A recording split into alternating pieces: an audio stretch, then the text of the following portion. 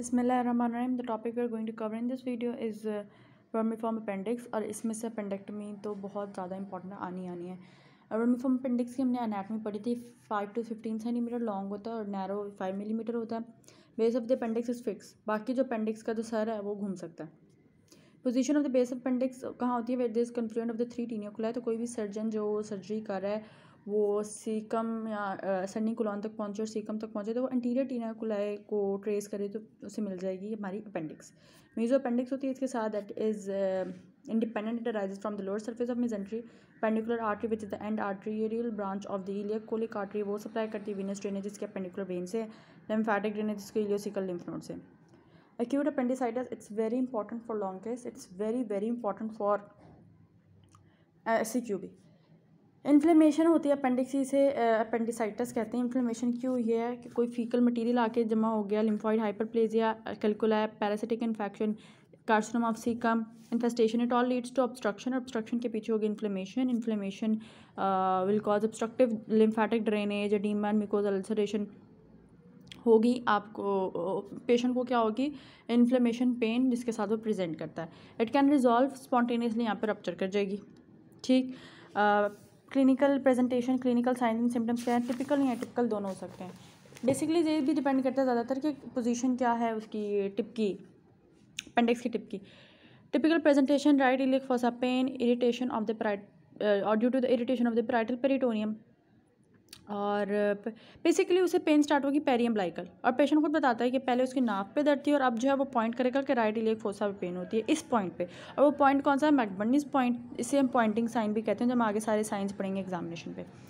Atypical presentation जिसमें pen होती ही सिर्फ राइट इलियक फोसा में along with diarrhoea and urgency for urine. क्योंकि यूरिनरी ब्लैडर के पीछे कहीं पड़ा होगा, पोस्ट इलियल पड़ा होगा, that causes irritation of the urinary bladder, तो it increase the frequency of urine.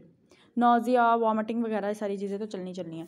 Science on examination, there will be pyrexia, increase pulse on examination, पूरा abdomen there will be rigidity, guarding, और हाथ नहीं लगाने देगा patient. Percussion on right iliac fossa would illicit the same response के एकदम और टेंडनेस की वजह से गार्डिंग शो करेगा। पॉइंटिंग साइन मैंने बताया कि वो कहेगा पेशेंट के अम्बलाइकस से अब राइट इलियक फोसा के इस पॉइंट पे पेन है, that would be the McBurney point. Rovsing sign, Rovsing sign में जहाँ लिखा हुआ है हम लोग लेफ्ट इलियक फोसा पे ऐसे करके पुश करेंगे और कंटेंट्स को राइट की तरफ पुश करेंगे, जो ऑब्वियसली राइट इलियक फोसा में जो भी कंटेंट्स होंगे वो लेफ्ट के पर जो प्रेशर डाला उसकी वजह से पेरिटोनियम को टच करेंगे, जिसकी वजह से वहाँ पेन होगा, that would be Rovsing sign.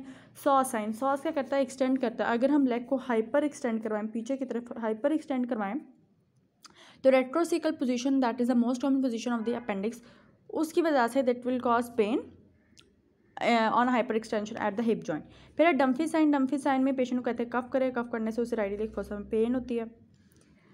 There is obturator sign, obturator क्या करवाता है?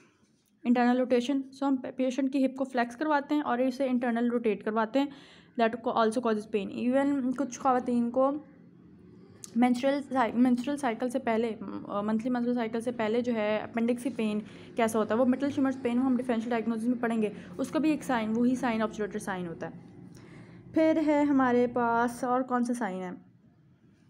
फिर special features according to the position of appendix. उससे पहले I want to go through the phases. Phases इतनी इंपॉर्टेंट नहीं होते, ग्रेड्स ऑफ अपेंडिसाइटिस इंपॉर्टेंट होते हैं कि क्या ग्रेड है, लिखा भी होता है फाइल्स पे। पहला ग्रेड होता है कि सिर्फ इन्फ्लेम थी, दूसरा ग्रेड होता है कि ये गैंग्रीनस थी, तीसरा ग्रेड है कि परफोरेटेड विद लोकलाइज्ड एब्सेस। ठीक, लोकलाइज्ड फ्री फ्लूइड या लोकलाइज्ड एब्सेस। तीसरे ग्रेड से इसमें परफोरेट हो जाना है विद लोकलाइज्ड फ्री फ्लूइड। चौथे ग्रेड में there will be the appendix would be perforated with regional abscess.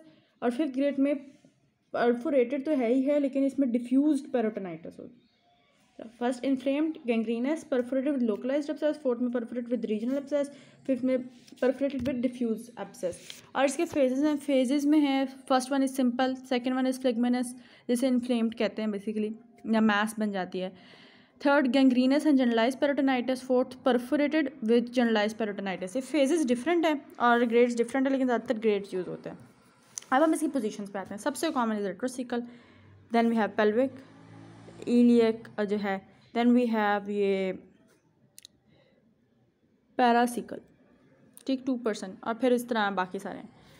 रेट्रोसिकल में जैसे बताया ये एक्सटेंशन पे पेन करेगा, सॉस साइन भी इसमें प्रेजेंट होगा। पेल्विक में it can cause frequency of the urination, why because it lies just behind the urinary bladder, तो इरिटेशन कर सकते हैं। अर्ली ऑनसेट ऑफ डायरिया भी जो एटिपिकल साइन है। सॉस ऑब्चुरेटर साइन तो इसमें होगा। पोस्ट आइलियल क्या करेगा, it lies behind the terminal ileum, तो ये तो बहुत डिफिकल्ट है आइडेंटिफाई करने के लिए, इसमें बाकी साइन भी एलिसिट नहीं होंगे। और एज का लिखा हुआ। अच्छा अब हम आते हैं डिफरेंशियल डायग्नोसिस पे। बच्चों में क्या क्या डिफरेंशियल डायग्नोसिस बन सकते हैं? Gastroenteritis, mesenteric lymphadenitis, Meckel diverticulum जो पढ़ाया, इंटरसेप्शन, नॉस्ट्रॉलन पर्परा या राइट लोब का pneumonia, specially right side lobar pneumonia, ये भी एक डिफरेंशियल डायग्नोसिस हो सकता है। अडल्ट में तीन एक्यूट चीज़ है, एक्यूट पैंक्रेटाइटिस, कोलिसिस्टाइटिस और पाइलोनेफ्राइटिस। किडनी के साथ यूरिटरी कोलिक को भी रिलेट कर दें। Peptic ulcer disease, testicular torsion, और जहाँ टेस्टिकुलर टॉर्जन है तो वहाँ ओवेरियन फीमेल्स में देयर विल बी जैसे यहाँ लिखा हुआ है torsion and haemorrhage of ovarian cyst. Females में PID, मेटल शिमर्स, जो मिड साइकिल पेन होती है due to rupture of follicular cyst. Ectopic pregnancy, ruptured ectopic pregnancy it's very common कि एब्डोमिनल ब्लीड जा रही है, हीमोडायनामिकली अनस्टेबल हुई हुई है पेशेंट, और वजाइनल ब्लीड भी थोड़ी सी है, तो दैट्स एक्टॉपिक रप्चर्ड। एल्डर्स में it can be sigmoid diverticulitis, carcinoma of caecum, या फिर mesenteric infection, leaking of aortic aneurysm, psoas, abscess, torsion of pedicular epiploica, जो भी याद हो जाए इजीली 2-4 याद कर लें। रेयर डिफरेंशियल सब प्री हिपैटिक पेन भी होते हैं, कुछ ना अपेंडिक्स प्री सब हिपैटिक भी होते हैं या सब स्प्लेनिक भी होते हैं, तो इस लिहाज से पेन जो है वेरी कर सकती है depending on the position. How do investigate? अब इन्वेस्टिगेशन में ना अल्बर्टो स्कोरिंग सिस्टम का बहुत बड़ा हाथ है। एक तो साइन सारे, और दूसरा जैसे कि यहाँ पे है एक ल्यूकोसाइटोसिस देखना है तो उसके लिए हम CBC कंप्लीट करवाएंगे, और बाकी भी सारे जो हैं प्रेगनेंसी टेस्ट कराएंगे रप्चर्ड टॉपिक को देखने के लिए, urine analysis to rule out urinary tract infection तो नहीं, एक्सरे को इंटेस्टाइनल ऑब्स्ट्रक्शन, CT या MRI for cancer, abdominal ultrasound, ये भी रप्चर्ड टॉपिक प्रेगनेंसी को रूल आउट कर देगा, कोई वॉल्वलेस है तो उसको भी रूल आउट कर देगा। और लेप्रोस्कोपी इन केस कुछ भी समझ नहीं आ रहा और तो डायग्नोस्टिक लेप्रोस्कोपी कर सकते हैं। अल्वर्डो स्कोरिंग सिस्टम, हमारे पास ना 3-4 स्कोरिंग सिस्टम है। एक ज़ैनाकीस स्कोरिंग सिस्टम है, Tzanakis, I don't know how to pronounce it. एक है अल्वर्डो स्कोरिंग सिस्टम और एक इसका मॉडिफाइड फॉर्म है। मेंट्रल्स है इसका निमोनिक। इसका सबसे हायर स्कोरिंग कौन सी है? कंपोनेंट टेंडरनेस है और ल्यूकोसाइटोसिस है। Migratory right iliac fossa pain 1, anorexia 1, nausea and vomiting 1। Tenderness right iliac fossa maximum score है इसका अल्वर्डो स्कोरिंग सिस्टम में 2, rebound tenderness 1, elevated temperature pyrexia 1, leukocytosis 2, और shift to the left increase in segmented neutrophils 1। पहले इसको मेंट्रल्स में जहाँ जो अल्वर्डो scoring system था यहाँ S को हम लिखते थे शिफ्ट टू लेफ्ट, लेकिन अब जो है इंक्रीज इन सिगमेंटेड न्यूट्रोफिल्स इन अल्वर्डो जो है मॉडिफाइड स्कोरिंग सिस्टम में उसको 1 मार्क इसको चेंज कर दिया हुआ ये वाला पॉइंट। अब स्कोर इसका होता है टोटल 10, 5 से कम है नो अपेंडिसाइटिस, 5 से 6 इक्विवोकल, उसके लिए कंट्रास्ट एंड CT स्कैन करानी पड़ेगी कंफर्म करने के लिए, और अगर 7 से ऊपर है तो अपेंडिसाइटिस है, इसकी कर दें अपेंडेक्टमी। और जो टेजनाकी स्कोर मैं कह रही हूँ इसका टोटल है 16।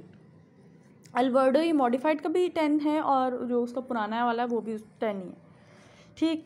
Complications of acute appendicitis, it can become appendicular mass, abscess, peritonitis, perforation हो सकती है, फिस्टुला बन सकता है। ट्रीटमेंट इसकी क्या है? अपेंडेक्टमी ही है। अब हम अपेंडेक्टमी पढ़ने लगे हैं, that is important. Last year question भी आया कि appendectomy acute appendicitis for diagnose, तो ऑपरेशन के स्टेप्स लिखें। स्टेप्स आसान है। पहला ये कि अंडर एसेप्टिक मेजर्स आपने देना है ग्रिड आयरन इंसिजन, जो कि कॉमनली देते हैं। ग्रिड आयरन इंसिजन क्या है? मैकबर्नीस पॉइंट पे 2/3 मीडियल से और 1/3 लेटरल से। मैकबर्नीस पॉइंट पे किसके पॉइंट है? एक अम्बलाइकस है, दूसरा पॉइंट एसिस है, तो 2/3 यहाँ से 1/3 यहाँ से मैकबर्नीस पॉइंट पे इंसिजन देते हैं। मैकबर्नीस पॉइंट पे अपेंडिक्स की बेस होती है, बेस फिक्स है तो हम यहाँ दे सकते हैं। Skin subcutaneous tissue, fascia of स्कार्पा, fascia of camper, सबको करते हैं कट। एक्सटर्नल ओब्लीक को भी करेंगे कट। इंटरनल ओब्लीक और ट्रांसवर्सिस एब्डोमिनस को करेंगे रिट्रैक्ट। पेरिटोनियम को हम करेंगे कट।